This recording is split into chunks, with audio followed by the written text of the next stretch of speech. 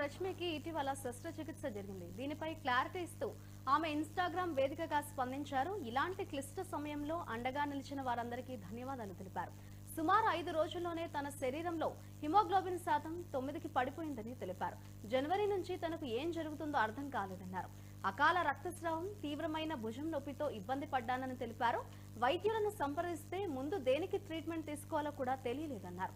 మార్చి 29 నాటికి పూర్తిగా నీరసించిపోయానని, వర్క్ పరమైన కమిట్మెంట్స్ అన్ని పూర్తి చేసుకుని ఆసుపత్రిలో చేరానని తెలిపారు. ఏప్రిల్ 18న సర్జరీ జరిగిందని, ప్రస్తుతం తాను ఆరోగ్యంగానే ఉన్నానని అన్నారు. మరో 3 వారాల పాటు విశ్రాంతి తీసుకోబోతున్నానని ఆమె రాసుకొచ్చారు. సర్జరీకి ముందు దిగిన ఫోటోలను నెటిజన్లతో పంచుకున్నారు ఆమె.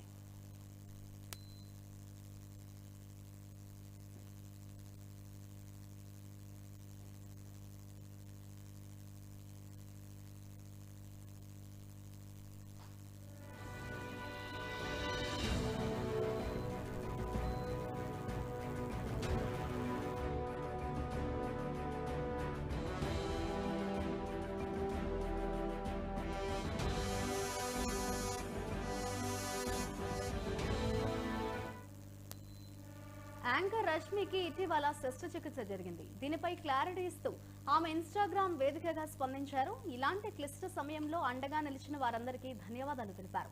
సుమారు 5 రోజుల్లోనే తన శరీరంలో హిమోగ్లోబిన్ శాతం 9కి పడిపోయిందని తెలిపారు. జనవరి నుంచి తనకు ఏం జరుగుతుందో అర్థం కాలేదన్నారు. అకాల రక్తస్రావం, తీవ్రమైన భుజం నొప్పితో ఇబ్బంది పడ్డానని తెలిపారు. వైద్యులను సంప్రదిస్తే ముందు దేనికి ట్రీట్మెంట్ తీసుకోవాలో కూడా తెలియలేదన్నారు. మార్చి 29 నాటికి పూర్తిగా నీరసించిపోయానని, వర్క్ పరమైన కమిట్మెంట్స్ అన్ని పూర్తి చేసుకుని ఆసుపత్రిలో చేరానని అన్నారు. ఏప్రిల్ 18న సర్జరీ జరిగిందని, ప్రస్తుతం తాను ఆరోగ్యంగానే ఉన్నానని అన్నారు. మరో 3 వారాల పాటు విశ్రాంతి తీసుకోబోతున్నానని ఆమె రాసుకొచ్చారు. సర్జరీకి ముందు దిగిన ఫోటోలను నెటిజన్లతో పంచుకున్నారు ఆమె.